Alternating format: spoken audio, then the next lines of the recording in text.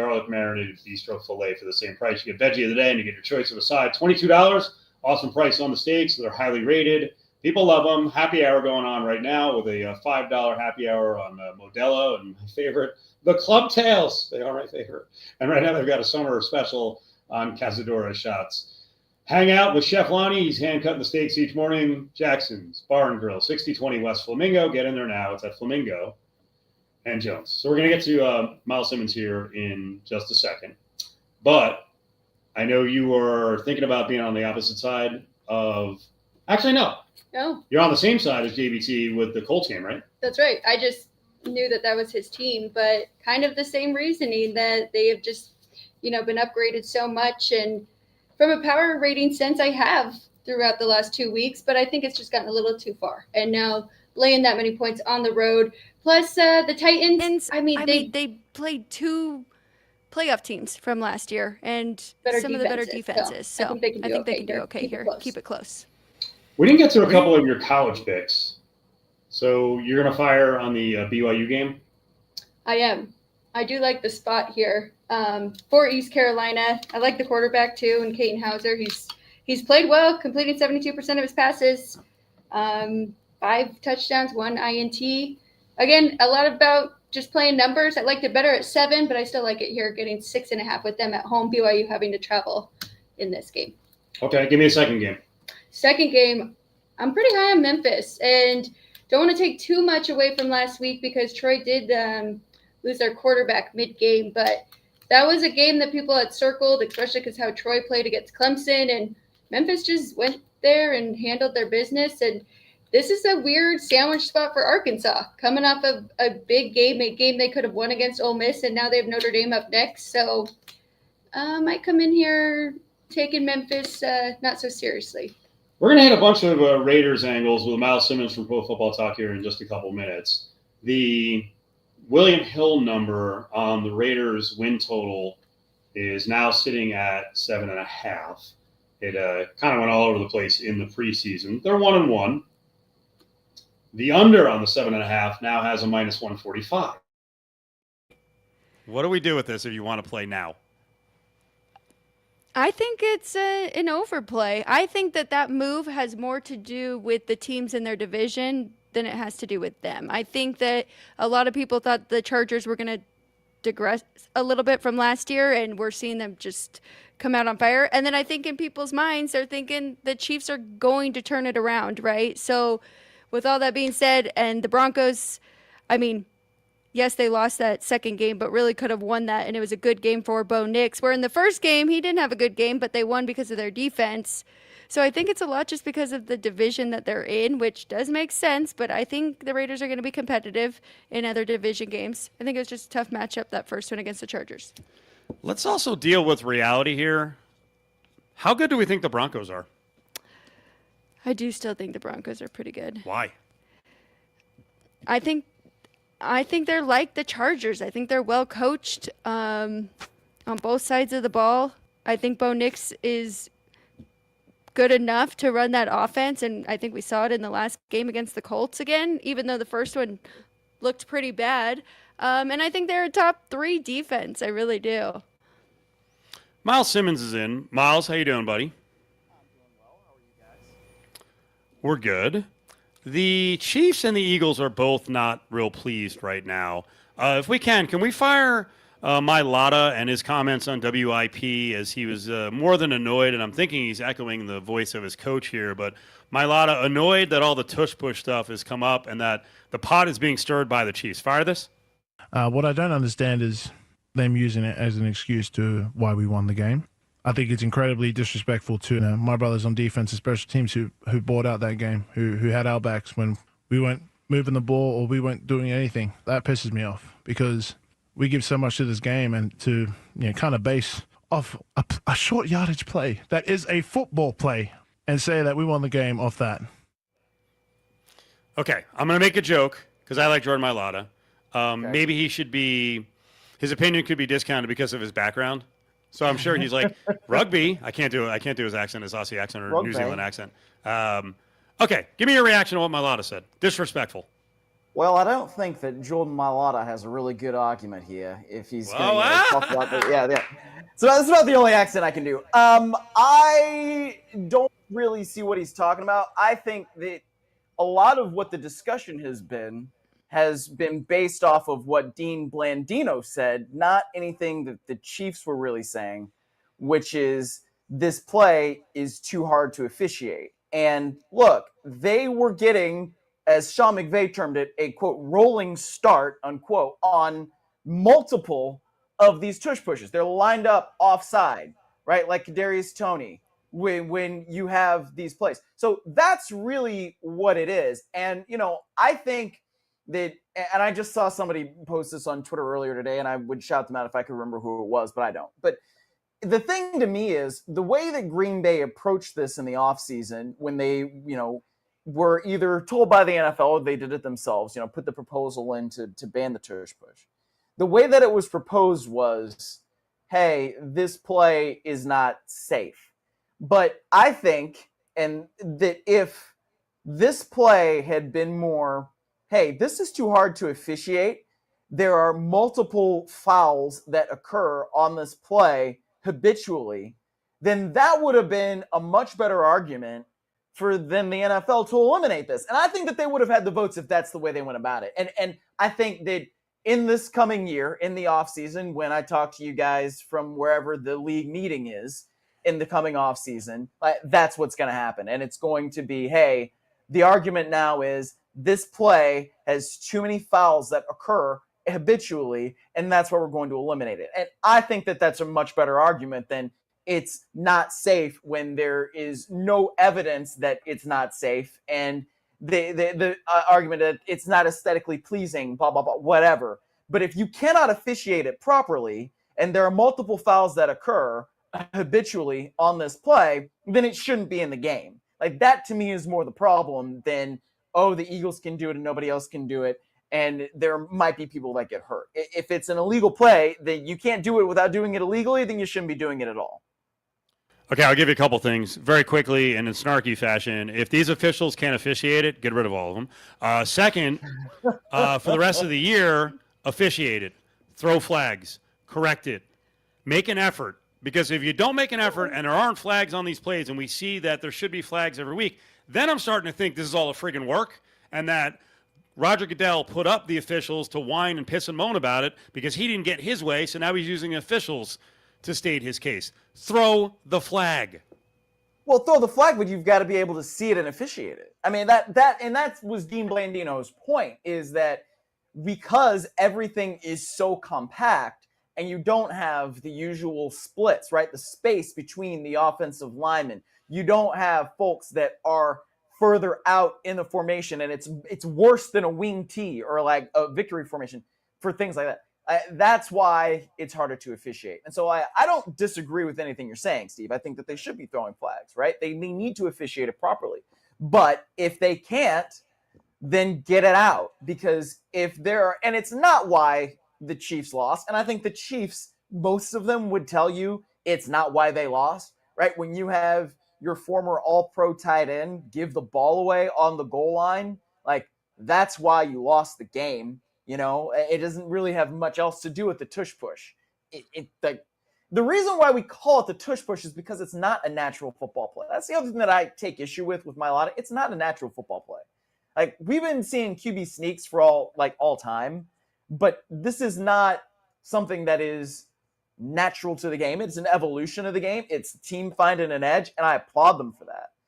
But again, if you line up offside, if you are false starting, those are the things that make it so that the play should be outlawed because it's not legal. That's where I agree with the folks who are saying that this week. I could do this for hours, but I'm not going to bore the audience. We'll hit on it throughout the season. No, I feel really strongly that there's a lot more going on here. There is, I think, a lot more going on with the Chiefs than just losing two tight games. Coin flip spots. They had won like 17 of these in a row. Games that were decided by one possession. I didn't like the Rashee Rice T-shirt. I thought that was stupid. I don't know if they're rudderless right now. I don't want to say that about Andy Reid, but I think they have some problems. Are they going to rip? Are they just going to, like, this is the feel-good week, the make-it-all-up week? They're going to rip the Giants? I wouldn't be so sure about that. I mean, I think that their defense has played well for the most part, and part of that is, at least last week when we watched them against the Eagles have passing offense issues. They have for like the last year, but when you run the ball so well with the Saquon Barkley, it kind of doesn't matter.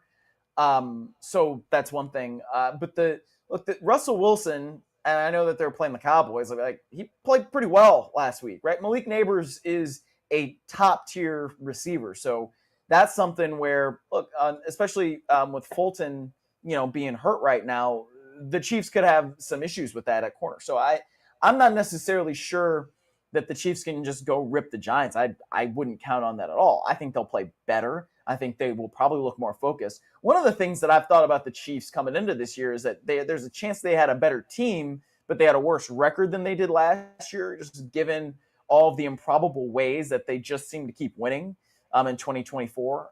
So I think that there are a lot of issues. I think Andy Reid needs to be better when it comes to adjusting and innovating for the team. I think that their run game is a real issue, and that Isaiah Pacheco is not necessarily progressing and taking further steps in his career as you would expect somebody who has as much experience as he does.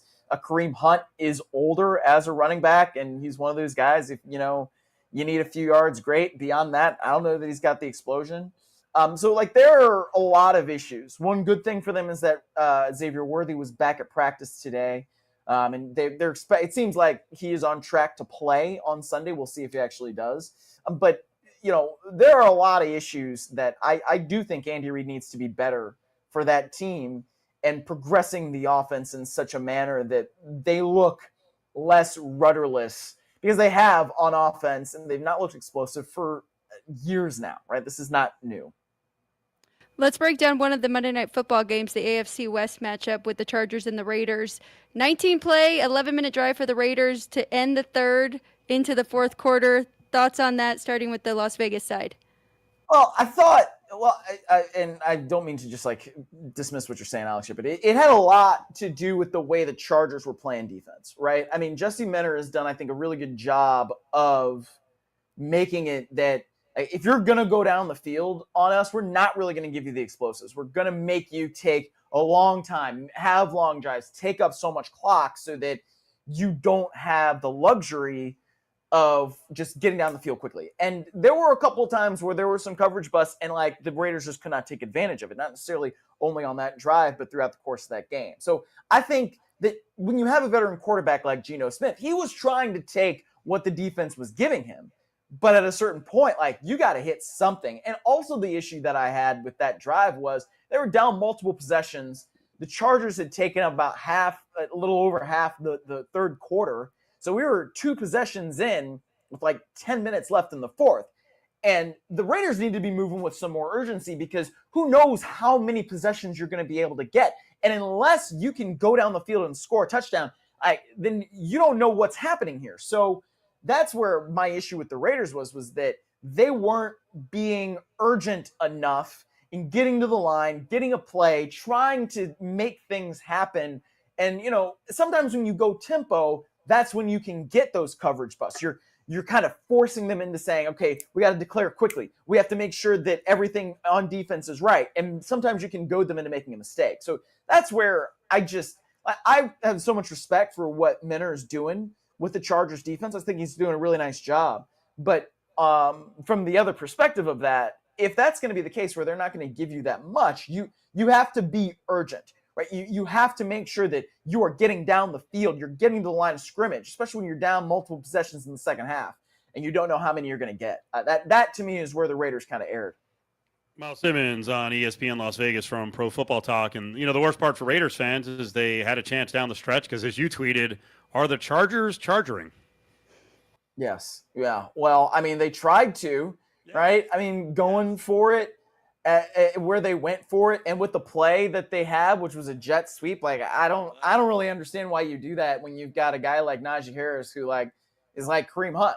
You need a yard, that's fine for him. Omarion Hampton is another guy that I know. I talk to people, from doing what people are really excited about this kid because it looks like he can play. He's got some stuff to him. Get those guys going forward.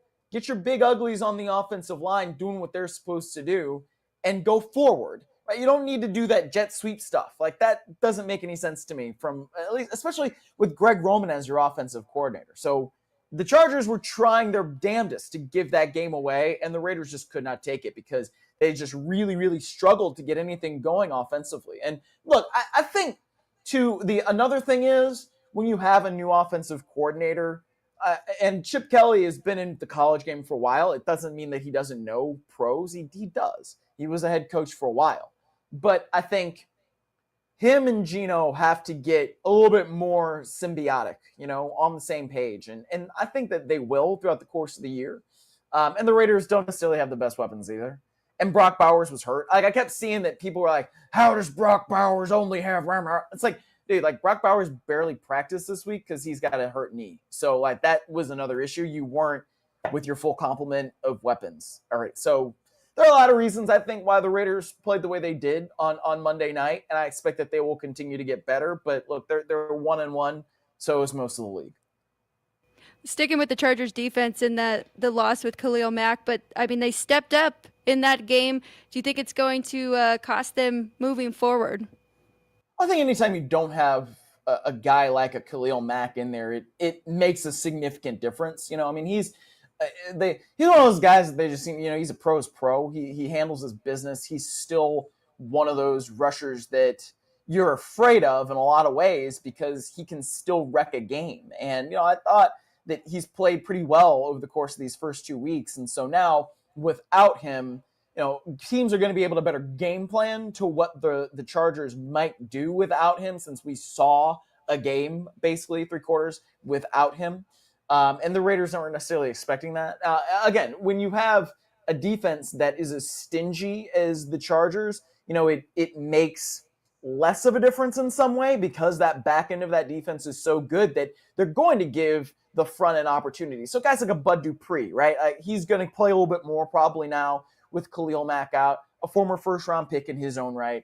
I think that the Chargers are going to be able to get by okay. One of the more interesting things, though, now, I mean, they are 2 games up, basically, in the division, right? I mean, teams are 1-1, yes, between the Broncos and the Raiders, but when you have that tiebreaker, it gives you that edge. And so now they're going to play the Broncos. It's rare kind of to see teams play all 3 divisional opponents in the first 3 weeks of the season. But if the Chargers go 3-0, I mean, their leg up in the division right now is going to be huge. We're not even out of September. So it's going to be really interesting to see what they end up doing against Denver this week. Right before you hopped on, I was making the case to Steve that the Broncos were really good, but seems like you don't agree with me at the quarterback position. I think that I'm a little disappointed in Bo Nix's first 2 weeks because I think he should be taking steps forward, and he has not seemed to do that. There are a few plays against – look, first of all, Denver should be 2-0, all right? Like, the fact that they had a leverage penalty on a 60-yard field goal is one of the more asinine things that I've ever heard of. Why are you doing that? The odds of anybody making a 60-yard field goal, I don't care what we say about K-balls and all that, it's very low. So Sean Payton did something he should not have done in terms of calling that block, and he's admitted that. But yes, it was the most Browns way for the Broncos to lose that I've ever seen. Anyway, I think that there are good things with Bo Nix, and he's got good weapons, but he's got to start putting it together. This could be a tough matchup for him just based on what we've seen from the Chargers defense over the first couple of weeks versus what we've seen from the Broncos offense over the first couple of weeks. But also, Sean Payton is great at his job. He understands how to utilize different personnel groupings, especially to his advantage on an offense. And I think Bo Nix understands that he also has to step it up a little bit this week. So that's why I say I'm interested to see what happens in this game. I don't think Bo Nix is as bad as he has shown over the first couple of games. And I expect him to bounce back a little this week, especially because of all of the mistakes that, really piled up on the Broncos late in that game against the Colts. Myles Simmons with us here on ESPN Las Vegas, Pro Football Talk, up with Alex White and Steve Cofield. I'm going to jump ahead a little bit before we get to the injuries with all the quarterbacks. And I wanted to mention Boothgate with Brady I think someone spoke out of turn. Someone shouldn't have told Pete Schrager at ESPN that Chip Kelly and Brady were meeting often. Carroll kind of reframed it and like they're not meeting, they're having discussions. Do you have an issue with this? I assume Florio does, and I'm not getting on Mike Florio. There is an optics issue again because he's in the midst of a 10-year, $37.5 million broadcasting contract. Well, look, it's a conflict of interest. It just is. And these things don't necessarily matter in 2025 life in the United States of America. They don't. And so, like, it's hard to make the argument that there's this huge conflict of interest, even though we all know it, because does it really matter? Obviously not. But I mean, I thought this since they announced it. You know, Tom Brady wants to be great at everything, and that is something I actually admire and respect. However, if you are being the best broadcaster you can be, you cannot be the best team owner, right? And if you are being the best team owner, you cannot be the best broadcaster. That is in conflict with one another. And so Tom Brady, he has earned the right not to be told no, apparently. And this is where we're at with it. So I think it's a conflict of interest. You know, you could hear folks like Ben Johnson be like, yeah, I'm just in coach speak mode. I don't really see it as that big of a deal. And like, you know, I was talking to my buddy who covers another team, and he was like, you know, if it's me, I'm just going to feed him a bunch of lies because why not? And I'd be like, yeah, I mean, I'd either do that. I go back and forth and being like, yeah, I'd either give them lies or I just wouldn't talk to them. Because why should I talk to you when you're an owner of another team and you were in the coach's booth? So I don't know. It's hard for me to get worked up over it because I don't think anything's going to change. And so at that point, it's like, I don't know. So that's where I just kind of throw my hands up. I'm like, it is what it is, man. I don't know what else to say about it. Myles Simmons, Pro Football Talk up here on ESPN Las Vegas. All right, the important stuff. I saw your reaction to the Bear not achieving at the Emmys. Why do you hate the Bear? Yes. Because it got bad, because it's a self-indulgent show. And, you know, they have decided that they don't really care about telling good story. It's just about, you know, oh, look at this visual. Oh, my gosh, you know, look at how we're doing this. Look at the pain inside Jeremy Allen White's eyes. We're not going to craft good story anymore. We're just going to put some scenes together and try and make it so that it's Emmy bait. Well, guess what? Shut out. So make good show again. You know, make a damn good show and we'll all appreciate it again. But this last season of The Bear was bad. You do understand most of us are idiots who watch. We're not as smart as you. So just the images and the non-storytelling, I'm just titillated because I like it because he's got mental health issues. I can connect with that. He's got family issues. Yeah, I don't need stories. I can connect with a lot of those things too, but that doesn't mean it. The Emmys at the top of the heap when you're competing against other great shows. I get it. I'm just saying that the studio was much better. Hacks much better, right?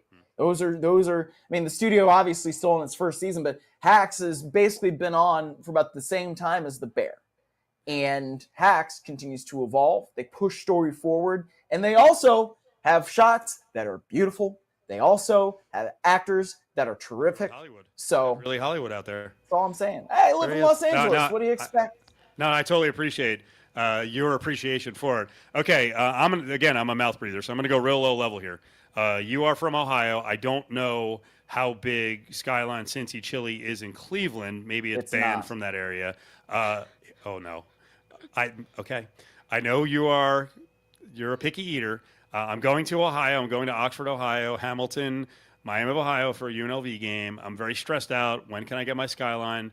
I may violate my trust with that company and go to Gold Star. This sounds like something you will not eat. You will not do a 5-way spaghetti. You will not do the mini hot dogs piled with a pound of cheese. It's disgusting. The one time I had Skyline Chili, I was in the Cincinnati press box. Yeah. I'll never forget this. Nick Wagner, who now covers the 49ers for ESPN. At the time, he was covering the Rams, and this is when I was still with the Rams. This was 2015. So they were still in St. Louis. And it was halftime, third quarter, whatever. They put it out, right? And I'm like, I think I'm going to try it. You know, even though I'm from Cleveland, we don't really have that up there. There are a couple Skylines, but like my mom never brought that into the home for good reason. And so Nick told me, man, you really don't need to eat that. You know you don't need to eat that. Don't eat it. And I said, no, Nick, I need to try it. I got to try everything at least once, right? Usually twice, just to make sure I'm sure. So I had got it, had one bite. Go, ugh. It's like, that is foul. Had the second bite because, again, we got to make sure it was one of the worst things I've ever tasted in my entire life. I threw it away immediately. Don't eat that. It's trash.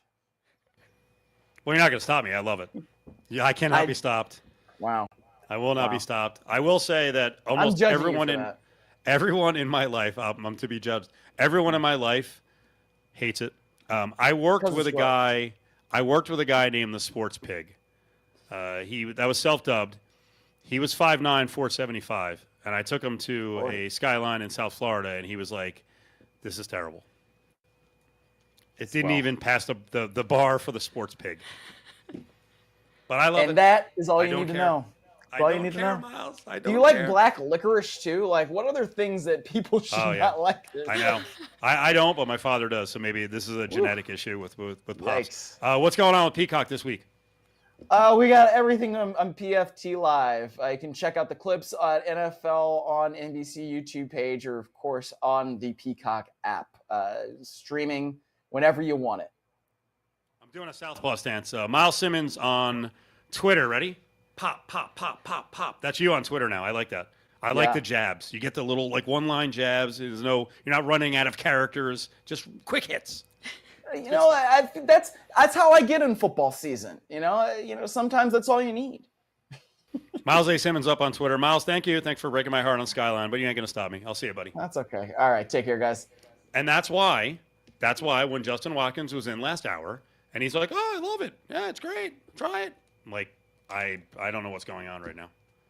Do you think he really knew what type of chili you're talking about? I don't. I tried to explain to him, like, it's not the same kind of chili.